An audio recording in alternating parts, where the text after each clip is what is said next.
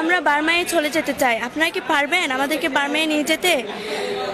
আর আমরা এখানে যাই পড়াশোনা করি না কেন, তাও আমাদের বার্মার পড়াশোনার মতো হবে না। আর আমাদের এখানে থাকতেই ভালো লাগছে না। আমাদের বার্মার বাড়িগুলো হচ্ছে অনেক বড় বড় ফ্ল্যাট, অনেক ফ্ল্যাট আছে এখানে। এখানে তো আমরা তেল ফাড়ে ছানি, কতদিন থাকবো আমরা এখানে? এটা তো আমাদের বাড়ি না, আমাদের বাড়িটা হলো মায়ানমার। আমরা মায়ানমারে যেতে চাই।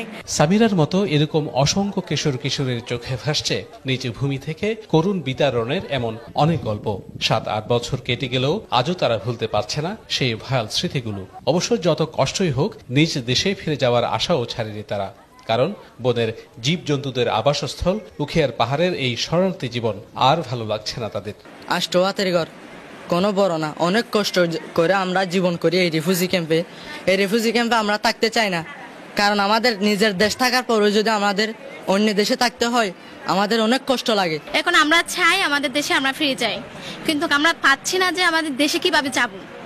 আমাদের দেশে যেতে গেলে আমাদের অনেক শক্তি লাগবে, আমাদের লেখাপড়া করতে হবে, আমাদের দেশ নেওয়ার জন্য আমাদের অনেক কিছু করতে হবে। এখানে তো ইনসান বসবাস করে না, এখানে বসবাস করে অ্যানিমালস, জানোয়ার ওরা বসবাস করে। তো আমরা একটু জুগুরি ভাষার মাঝে আমরা তুন মন যায় না। আমরা এখানে পড়ছি ফন্নাফরে বাদে বর্মা যায়া আমরা দেশ আমরা চাই। কক্সবাজারের 33 শরণার্থী ক্যাম্পে থাকা প্রতিটি রোহিঙ্গায় যেন অপেক্ষার প্রহর গুনছে।